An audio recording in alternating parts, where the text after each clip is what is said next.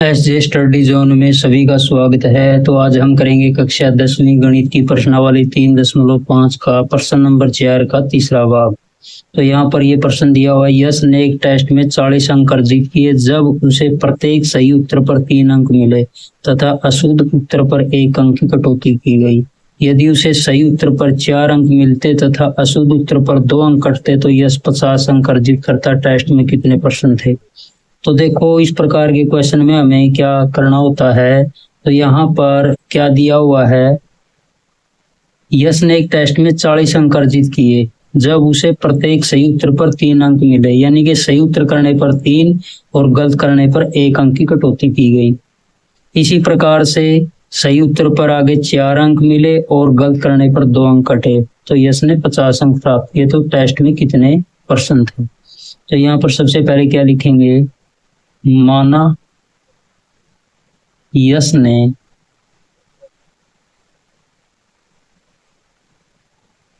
सही उत्तर वाले प्रश्न किए,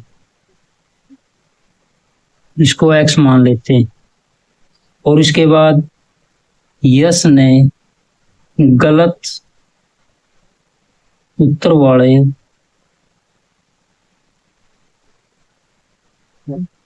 प्रश्न किए y, तो ये मान लेते हैं सबसे पहले। तो इसके बाद देखो कंडीशन लगाएंगे। यहाँ पर यश ने एक टेस्ट में 40 अंक अर्जित किए जब उसे प्रत्येक सही उत्तर पर 3 अंक मिले। यहाँ पर देखो, तो यहाँ पर जो फर्स्ट कंडीशन है क्या बनेगी, सही उत्तर वाले प्रश्न किए x हमने ये मान्य है, तो सही उत्तर पर इसे 3 अंक मिले तो समीकरण कैसे बनेगा, तो 3x, क्योंकि सही उत्तर वाले हमने कितने प्रश्न माने यहाँ पर x। और उसके बाद लिखेंगे माइनस। माइनस क्यों लिखेंगे, जब उसे प्रत्येक सही उत्तर पर 3 अंक मिले तथा अशुद्ध उत्तर पर 1 अंक की कटौती की गई। अशुद्ध का मतलब गलत करने पर 1 अंक कटा, तो गलत उत्तर वाले प्रश्न माने हमने y, तो y की ओर 1 की गुणा करेंगे y, 1 अंक की कटौती की गई।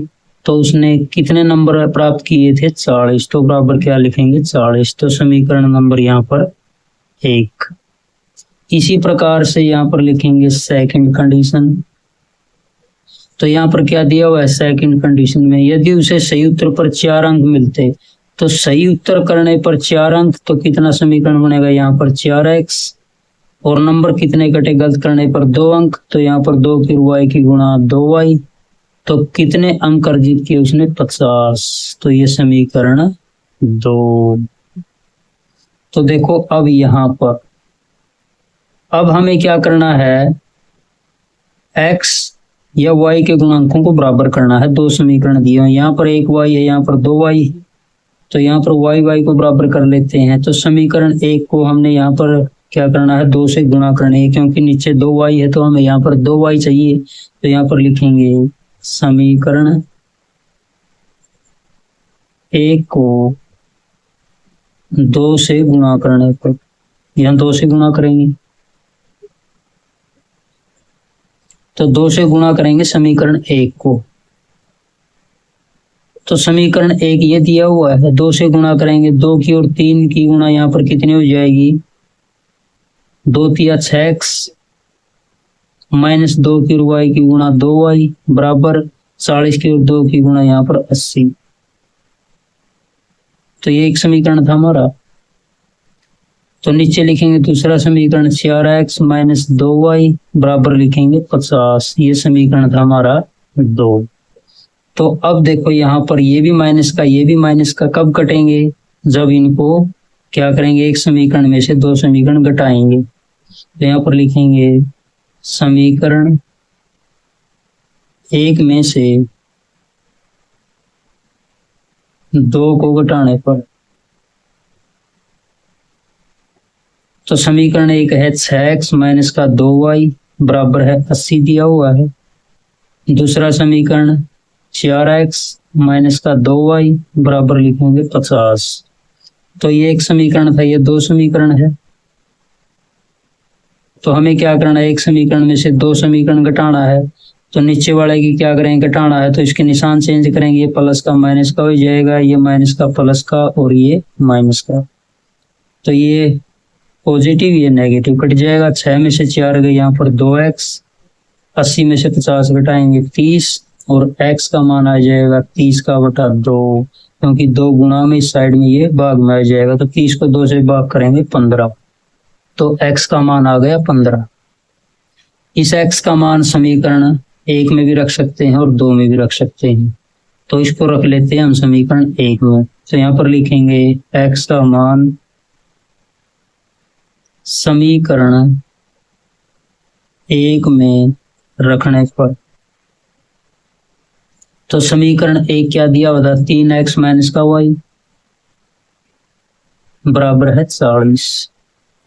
तो इसमें x का मान 15 रखना है, तो यहाँ पर लिखेंगे 3 गुणा x का मान 15 माइनस का y बराबर है 40। तो 15 की और 3 की गुणा करेंगे 45 माइनस का y बराबर है 40। तो इसके बाद देखो यहाँ पर माइनस का y 40 सेम रहेगा, प्लस का 45 इस साइड में माइनस का हो जाएगा, और इसके बाद माइनस का y 40 में से 45 घटाएंगे माइनस का 5, दोनों साइड में माइनस से माइनस कट जाएगा, तो y का मान यहाँ पर आया 5। तो देखो यहाँ पर ये पूछता है टेस्ट में कुल कितने परसेंट थे। तो देखो x क्या माना था हमने, x माना था जो सही उत्तर वाले प्रश्न किए, तो यहाँ पर कुल प्रश्न कितने हुए,